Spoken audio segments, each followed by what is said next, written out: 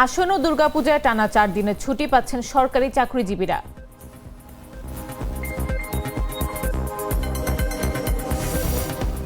5 দফা দাবিতে ইউজিসি ঘেরাওয়ের ঘোষণা 7 কলেজ শিক্ষার্থীদের।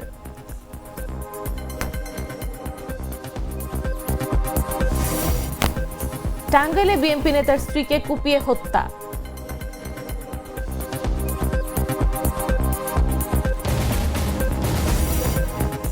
মোদিকে জন্মদিনের শুভেচ্ছা জানালেন মার্কিন প্রেসিডেন্ট ডোনাল্ড ট্রাম্প।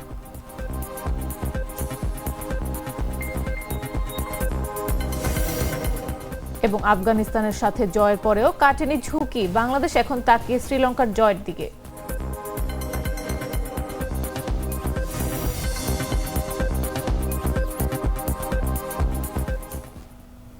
বেলা 11টা নিউজে সবাইকে আমন্ত্রণ। সাথে আছে আমি নাফিস আব্দুল্লাহ। লাল সরিষার দানা থেকে তৈরি হয় প্রাণ সরিষার তেল, আসল ঝাঁঝে আসল স্বাদে। টানা 4 দিনের ছুটি পাচ্ছেন সরকারি চাকরিজীবীরা। সাপ্তাহিক ছুটির সঙ্গে দুর্গাপূজার ছুটি মিলিয়ে 1 থেকে 4 অক্টোবর পর্যন্ত ছুটি পাবেন তারা।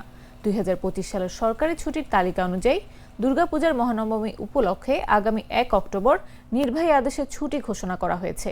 পরের দিন 2 অক্টোবর বিজয়ী দশমী হচ্ছে দুর্গাপূজার সাধারণ ছুটি। 3 ও 4 অক্টোবর যথাক্রমে শুক্রবার ও শনিবার হওয়ায় তা সাপ্তাহিক ছুটির অংশ হিসেবে গণ্য হবে। এতে টানা 4 দিন ছুটি উপভোগ করতে পারবেন সরকারি চাকরিজীবীরা। আগের সরকারের আমলে সরকারি চাকরিজীবীদের জন্য ঈদে 3 দিন ও দুর্গাপূজায় 1 দিন ছুটি থাকত। তবে কোনো কোনো বছর নির্বাহী আদেশে এই মেয়াদ বাড়ানো হয়। ছাত্র জনতার গণঅভ্যুত্থানে গত বছরের 5 আগস্ট আওয়ামী লীগ সরকারের পতন হলে শান্তিতে নোবেল জয়ী অধ্যাপক ডক্টর মোহাম্মদ ইউনূসের নেতৃত্বে অন্তর্বর্তী সরকার 8 আগস্ট দায়িত্ব নেন। গত বছরের অক্টোবরে তারা দুর্গাপূজার সাধারণ ছুটির পাশাপাশি একদিন নির্বাহী আদেশে ছুটি ঘোষণা করে।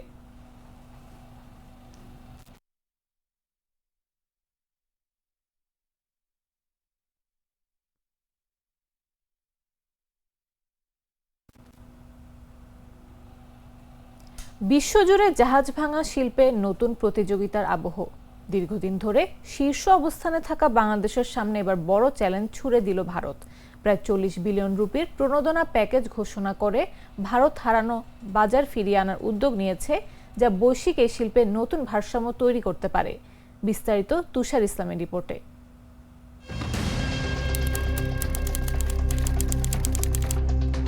বিশ্বজুড়ে জাহাজ পুনর্ব্যবহার শিল্পে থাকা বাংলাদেশের পথে এবার চ্যালেঞ্জ ছুড়ে দিল ভারত।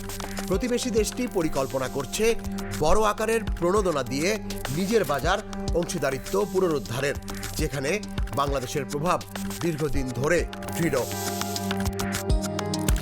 ভারত তাদের জাহাজ ভাঙার শিল্পকে চাঙা করতে 40 বিলিয়ন রুপি অর্থাৎ প্রায় 4000 কোটি প্রণোদনা দিতে যাচ্ছে। ভারতীয় গণমাধ্যম এনডিটিভি জানায়, এই আর্থিক সহায়তা 2026 সাল থেকে শুরু হয়ে পরবর্তী 10 বছর পর্যন্ত চলবে। পরিকল্পনার মূল লক্ষ্য ভারতের বাজারকে শক্তিশালী করা এবং বাংলাদেশ ও পাকিস্তানের কাছ থেকে হারানো বাজার ফিরে পাওয়া। প্রণোদনা প্যাকেজে জাহাজ মালিকরা পুরনো জাহাজ ভারতে আনার বিনিময়ে স্ক্র্যাপ মূল্যের 40% সমপরিমাণ ক্রেডিট নোট পাবেন। নোট 3 বছর পর্যন্ত বৈধ থাকবে এবং ভারতীয় নির্মিত নতুন জাহাজ কেনার জন্য ব্যবহার করা যাবে। মালিকরা চাইলে একাধিক নোট একত্রিত বা বিক্রিও করতে পারবেন। ভারতের পশ্চিম উপকূলে অবস্থিত আলাং শিপইয়ার্ড বিশ্বের সবচেয়ে বড় জাহাজ ভাঙার কেন্দ্র। ভারতীয় জাহাজ ভাঙা ব্যবসার 98% এখান থেকেই আসে। কিন্তু সস্তা শ্রম আর পর্যাপ্ত শ্রমিকের কারণে প্রতিবেশী বাংলাদেশ ভারতীয় বাজারের বড় অংশ দখল করে রেখেছে। 2023 সালের তথ্য অনুযায়ী বিশ্বের ভাঙা জাহাজের 1/3 ভারতের ভাগে এসেছে, যেখানে বাংলাদেশ এককভাবে 46% নিয়ন্ত্রণ করছে। ভারতীয় উদ্যোগ এবং প্রণোদনার সঙ্গে বাংলাদেশের প্রভাবশালী অবস্থানের মধ্যে লড়াই এবার আরও তীব্র হতে যাচ্ছে এবং আগামী বছর বৈশ্বিক জাহাজ ভাঙা শিল্পে নতুন মানচিত্র রচিত হতে পারে বলে মনে করছেন বিশেষজ্ঞরা। তুষার ইসলাম, জাগো নিউজ। আন্তর্জাতিক মুদ্রা তহবিলের ব্যবস্থাপনা পরিচালক ক্রিস্টালিনা জর্জিভা অন্তর্বর্তী সরকারের প্রধান উপদেষ্টা অধ্যাপক ডক্টর মোহাম্মদ ইউনূসের নেতৃত্বের প্রশংসা করেছেন। মঙ্গলবার সন্ধ্যায় ওয়াশিংটন ডিসি থেকে ডক্টর ইউনূসের সঙ্গে ফোনে আলাপকালে তিনি এই প্রশংসা করেন। অন্তর্বর্তী সরকারের প্রধান উপদেষ্টা হিসেবে দায়িত্ব নেওয়ার পর থেকে বাংলাদেশের অসাধারণ অর্থনৈতিক পুনরুদ্ধারের কৃতিত্ব অধ্যাপক ইউনূসকে দিয়েছেন ক্রিস্টালিনা জর্জিভা। আলোচনায় বাংলাদেশের চলমান অর্থনৈতিক সংস্কার, আঞ্চলিক পরিস্থিতি এবং আগামী ফেব্রুয়ারিতে অনুষ্ঠেয় জাতীয় নির্বাচনকে ঘিরে চ্যালেঞ্জের বিষয়গুলো উঠে আসে। দুই নেতার মধ্যে নানা আঞ্চলিক বিষয় নিয়েও আলোচনা হয়। এতে নেপালের চলমান যুব আন্দোলন এবং আসিয়ানভুক্ত হওয়ার ক্ষেত্রে বাংলাদেশের আগ্রহের প্রসঙ্গ উঠে আসে। ডক্টর ইউনূস ঢাকার বৃহৎ অবকাঠামো প্রকল্পের অগ্রগতির কথাও তুলে ধরেন, যার মধ্যে নতুন বন্দর ও টার্মিনাল প্রকল্প রয়েছে।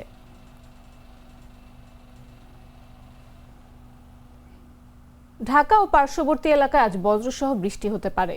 সেই সঙ্গে দিনের তাপমাত্রা সামান্য বাড়তে পারে বলে পূর্বাভাস দিয়েছে আবহাওয়া অধিদপ্তর। বুধবার সকাল 7টা থেকে পরবর্তী 6 ঘন্টার জন্য দেয়া পূর্বাভাসে এই তথ্য জানানো হয়। পূর্বাভাসে আরও বলা হয়, আকাশ আংশিক মেঘলা থেকে অস্থায়ী মেঘলা থাকতে পারে। বাতাস দক্ষিণ বা দক্ষিণ পশ্চিম দিক থেকে ঘন্টায় 8 থেকে 12 কিলোমিটার বেগে প্রবাহিত হতে পারে। এতে আরও বলা হয়, ঢাকায় আজ বজ্রসহ বৃষ্টি হতে পারে। সকাল 6টায় তাপমাত্রা 26.4 ডিগ্রি সেলসিয়াস এবং বাতাসে আর্দ্রতার পরিমাণ 95% ছিল। চকলেটে একাকার হয়ে ওঠা প্রাণ লেয়ার সম্পর্কের মিষ্টি ম্যাজিক। রাজধানীর সরকারি 7 কলেজকে কলেজিয়েট বা অধিভুক্তমূলক কাঠামোর আওতায় রাখা সহ 5 দফা দাবিতে বিশ্ববিদ্যালয় মঞ্জুরি কমিশন ঘেরাও কর্মসূচি ঘোষণা করেছেন কলেজগুলোতে কর্মরত শিক্ষকরা। বুধবার দুপুর 12টায় সরকারি 7 কলেজে কর্মরত শিক্ষা ক্যাডার কর্মকর্তারা এ কর্মসূচি পালন করবেন। মঙ্গলবার রাতে ক্যাডার মর্যাদার রক্ষা কমিটির ব্যানারে জরুরি বৈঠক শেষে এ ঘোষণা দেওয়া হয়। মঙ্গলবার রাজধানীর সরকারি 7 কলেজ নিয়ে ঢাকা সেন্ট্রাল ইউনিভার্সিটি গঠনের ফলে কলেজের সক্ষমতা সংকোচনের দেখা দিয়েছে উল্লেখ করে 5 প্রস্তাবনা দেন শিক্ষা ক্যাডার কর্মকর্তারা।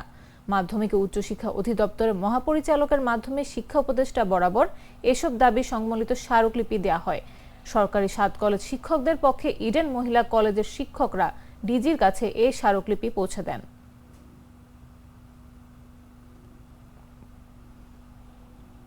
কিশোরগঞ্জের পাকন্দিয়ার তরুণ কৃষক আবু বাক্কার সিদ্দিক অসময়ে ব্ল্যাক কুইন জাতের তরমুজ চাষ করে চমক দেখিয়েছেন।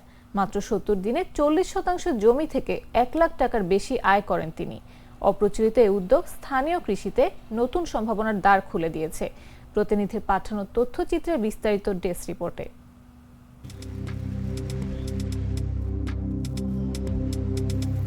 কিশোরগঞ্জের পাকন্দিয়া উপজেলার চণ্ডীপাশা গ্রামের তরুণ কৃষক আবু বাক্কার সিদ্দিক অসময়ে ব্ল্যাক কুইন জাতের তরমুজ চাষ করে দারুণ সাফল্য পেয়েছেন।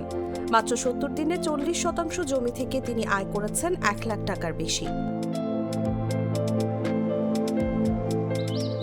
সরেজমিনে দেখা যায় তার জমিতে ছোট ছোট মাচায় ঝুলছে কালো রঙের তরমুজ। ভেতরে টকটকে লাল ও স্বাদে মিষ্টি হওয়ায় পাইকাররা সরাসরি জমিতেই কিনে নিচ্ছেন।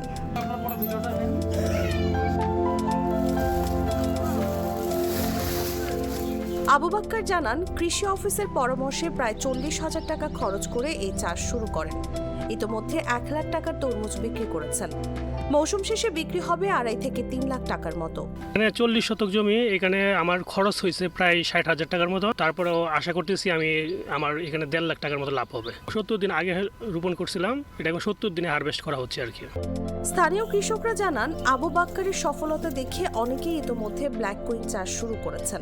কৃষি কর্মকর্তারাও নিয়মিত মাঠে গিয়ে কম খরচে বেশি লাভের কৌশল শিখিয়ে দিচ্ছেন। এই আবু বাক্কার সিদ্দিক উনি হলো আমার বাইশটা, কিন্তু যে ফলাফল আমি দেখতেছি ভালো একটা লাভবান। আল্লাহর রহমত আগামীতে আমি চাইতেছি 40% জমি আমি করার জন্য। উপজেলা কৃষি অফিসার নূরে আলম বলেন, ব্ল্যাক কুইন তরমুজ তাইওয়ান থেকে আনা বিশেষ জাত। প্রতিটি ফলের গড় ওজন 3 থেকে 5 কেজি। শীত ছাড়া সারা বছরই এটি চাষ করা সম্ভব। এই জমিতে আমাদের প্রায় 40% জমিতে কৃষক এই অসময়ে তরমুজ চাষ করেছেন এবং তার 40 থেকে 45,000 টাকা খরচ হয়েছে। এবং আমরা আশা করছি আজকে আমাদের তরমুজের মূল যে হারভেস্টিং তা আজকে সম্পন্ন হবে এবং প্রায় 1,50,000 টাকা কৃষক এই জমি থেকে বিক্রি করতে পারবেন এবং এর ফলে তার প্রায় মাত্র 70 দিনে 1 লক্ষ টাকার উপরে তার প্রফিট হবে। অসময়ে তরমুজ চাষে অভাবনীয় সাফল্য পেয়ে আবু বাক্কার এখন বৃহৎ পরিসরে আবাদ বাড়াতে কৃষি বিভাগের সহায়তা চাইছেন। নিউজ ডেস্ক, জাগো নিউজ। কিশোরগঞ্জের পাকন্দিয়ার তরুণ কৃষক আবু বাকার সিদ্দিক অসময়ে ব্ল্যাক কুইন জাতের তরমুজ, টাঙ্গাইলে মগরা ইউনিয়ন বিএনপির সাধারণ সম্পাদকের স্ত্রীকে কুপিয়ে হত্যা করেছে দুর্বৃত্তরা। মঙ্গলবার রাত 9টার দিকে সদর উপজেলার মগরা ইউনিয়নের কুইজবাড়ি গ্রামে এই ঘটনা ঘটে। নিহত লিলি আক্তার ওই এলাকার SM আনিসুর রহমান উত্তমের স্ত্রী। স্থানীয় এবং বিএনপি নেতাকর্মীরা বলেন, মগরা ইউনিয়ন বিএনপির সাধারণ সম্পাদক আনিসুর রহমান উত্তমের বাড়ির পাশেই নিজেদের বিস্কিটের ফ্যাক্টরি রয়েছে। প্রতিদিন সন্ধ্যায় নামাজ শেষ করে উত্তম ফ্যাক্টরিতে যেতেন। মঙ্গলবার সন্ধ্যায় উত্তমের ফ্যাক্টরিতে যেতে দেরি হওয়ায় তার স্ত্রী লিলি আক্তার সেখানে যান। এ সময় ওৎ পেতে থাকা মুখোশধারী দুর্বৃত্তরা ধারালো অস্ত্র দিয়ে লিলিকে কোপাতে থাকে। পরে তারা চিৎকারে স্থানীয়রা এগিয়ে এলে দুর্বৃত্তরা পালিয়ে যায়। পরে তাকে উদ্ধার করে টাঙ্গাইল জেনারেল হাসপাতালে নিয়ে গেলে চিকিৎসক তাকে মৃত ঘোষণা করেন। আমি তো রাজনীতির সাথে একটু সম্পৃক্ত। আমি হলো মগরা ইউনিয়ন বিএনপির সেক্রেটারি দীর্ঘদিন যাবত। আমার ওই যে সময় কারখানায় আসছিল ওই সময়টা আমি কারখানায় সময় দিই। প্রতিদিন এসব নামাজের পরে 1 ঘন্টা করে আমি কারখানায় থাকি। কালকে আবার বৃষ্টির কারণে আমি বাজারে ছিলাম, আমার দেরি হয়েছে। পরে কারিগররাও যাবো গা। কারিগর করে কথা যে একটা লোক গামছাতে মুখ বেঁধে ডান হাতে হইলো চাইনিজ কুড়াল, বাম হাতে হইলো ছুরি, ওই উত্তরের দরজাতে ঢুকছে। দক্ষিণের দরজা দেওয়া চাল কারখানায়। আমার কারিগর হইলো কারখানায় 3 জন ছেলেমা। আমার ওই টুলের মধ্যে বসা অবস্থায় ওই ছেলেটা আইসা ওই মাথায় কোপ মারছে। কারিগররা বললো যে আমরা বুঝতে পারি নাই যে এই লোক আয়া কোপ মারছে। পরে যখন আমার ওই পড়ে গেছে, ওদের কথা যে মামি যখন পড়ে গেছে তখন আমরা তাকে দেখেছি পড়ে গেছে। এই কোপ দিয়াই এলোপাতারি আরও 7টা কোপ দিচ্ছে। 2টা মাথায়, একটা পাক নাই, একটা কোমরে আর পেটের মধ্যে। ওই বাম হাতে ছুরি ছিল, ছুরিটা ঢুকে দিচ্ছে। টুকটুকু সময়ের মধ্যেই মনে করুন যে পরে ওর মতো ওই কারিগররা আর কোনো কিছু করতে পারে না। ওর মতো এইভাবে কোবাইয়া ওর মতো চলে গেছে। সাধারণ খাবার এখন হবে অসাধারণ। প্রাণ স্বাদের মশলা, স্বাদ বাড়ায়, ঘ্রাণ ছড়ায়। জানাবো আন্তর্জাতিক সংবাদ।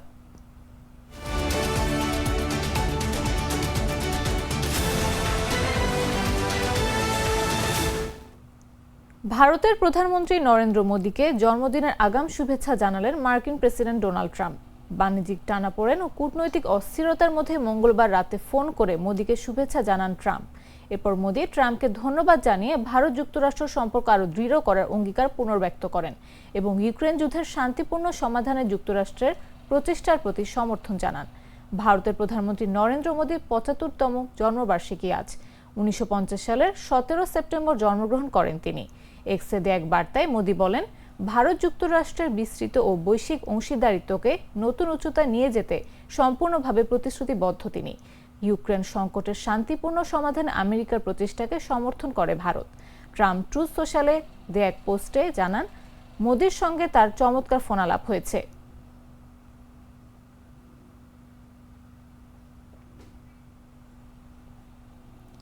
নেপালে জেনজি আন্দোলনে নিহতদের রাষ্ট্রীয় মর্যাদায় সমাহিত করা হয়েছে।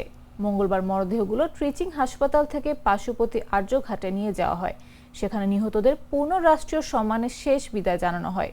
এদিন গৃহ ও আইনমন্ত্রী ওম প্রকাশ আর্জল এবং জ্বালানি ভৌত অবকাঠামো ও শহর উন্নয়ন মন্ত্রী কুলমান ঘিসিং মরদেহগুলোর ওপর নেপালের জাতীয় পতাকা বিছিয়ে শ্রদ্ধা জানান।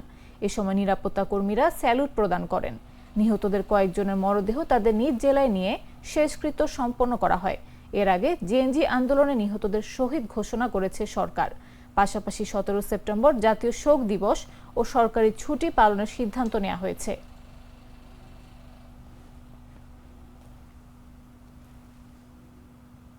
এবারে খেলার খবর।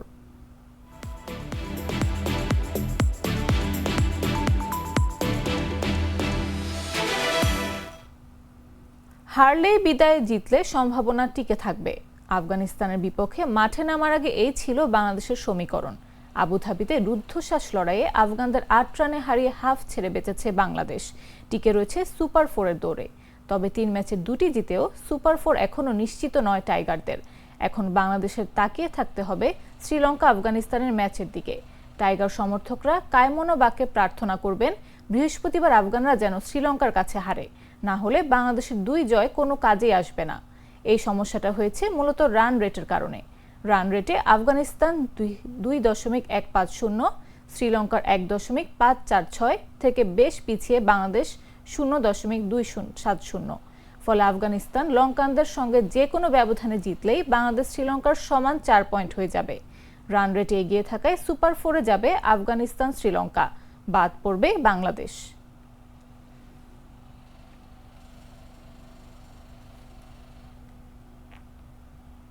সংবাদ শেষ করার আগে শিরোনামগুলো জানিয়ে দিচ্ছি আরো একবার।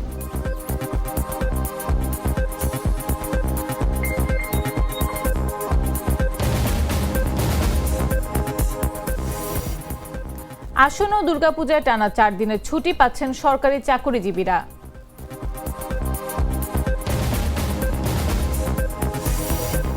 5 দফা দাবিতে ইউজিসি ঘেরাওয়ের ঘোষণা 7 কলেজ শিক্ষকদের।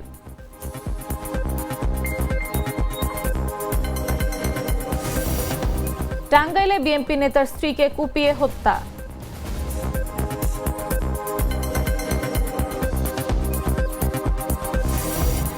মোদিকে জন্মদিনের শুভেচ্ছা জানালেন মার্কিন প্রেসিডেন্ট ডোনাল্ড ট্রাম্প।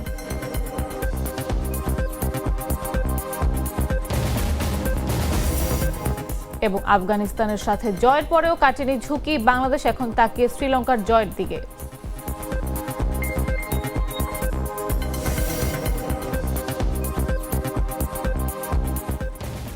দর্শক, এই ছিল এখনকার মতো।